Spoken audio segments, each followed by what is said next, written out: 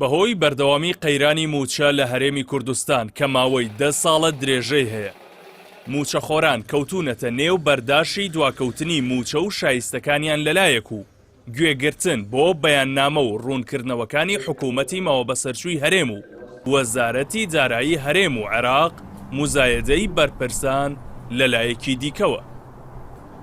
لە نوێترین ڕوونکردنەوەیدا لەسەر پرسی دواکەوتنی موچە لە هەرێمی کوردستان، وەزارەتی دارایی عێراق دوا بەدوای پۆستێکی بریکاری وەزارەتەکە کە داوای کردووە یاسای بودجە و بڕیارەکانی دادگای فیدراڵ وەک خۆی جێبەجێ بکرێت، ڕەتی کردەوە گرفتی بەردەوامی دواکەوتنی موچەی هەرێمی کوردستان پەیوەندی بەوانەوە هەبێت و بەرپرسیارەتەکەی خستۆتە ئەستۆی هەرێمی کوردستان.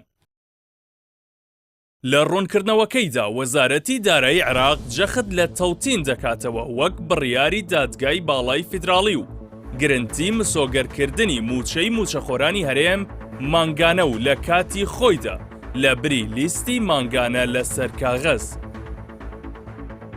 وەزارەتی دارایی عێراق جیانەکردنەوەی ناوی فەرمانبەرانی تازەخانەنشین بووی لە لیستی موچەی هەرێم وەک یەکێک لە گرفتەکان دیاری کردووە. بەو هۆیشەوە تیمێکی تەکنیکی ڕەوانەی هەرێم کردووە کە ماوەی 10 ڕۆژە سەرقاڵی کارکردنن بۆ وردبینیکردنی ناوەکان و هەژمارکردنی موچەکانیان بە پێی یاسا و زیادکردنی 100,000 دینار بۆ سەر موچەکانیان و پێدانی پاداشتی کۆتایی خزمەتیان و چەندین کاری دیکەی تەکنیکی. دارایی عێراق دابینکردنی موچەی بەشێک لە هێزەکانی پێشمەرگە کە لە وەزارەتی بەرگری عێراق دابڕێنراون بە هۆکارێکی دیکەی کورتهێنانەکانی موچە ناو دەبات.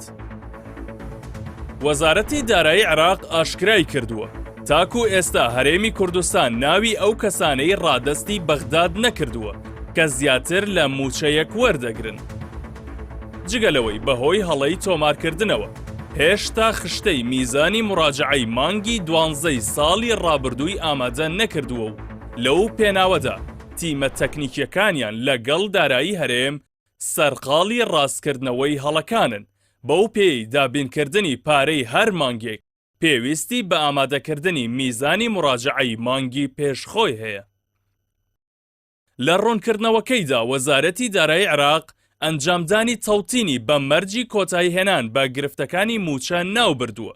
بەو پێی دووریان دەخاتەوە لە ئامادەکردنی لیستی مانگانەی کاغەزی و ئاسانکاری بۆ وردبینیەکان دەکات.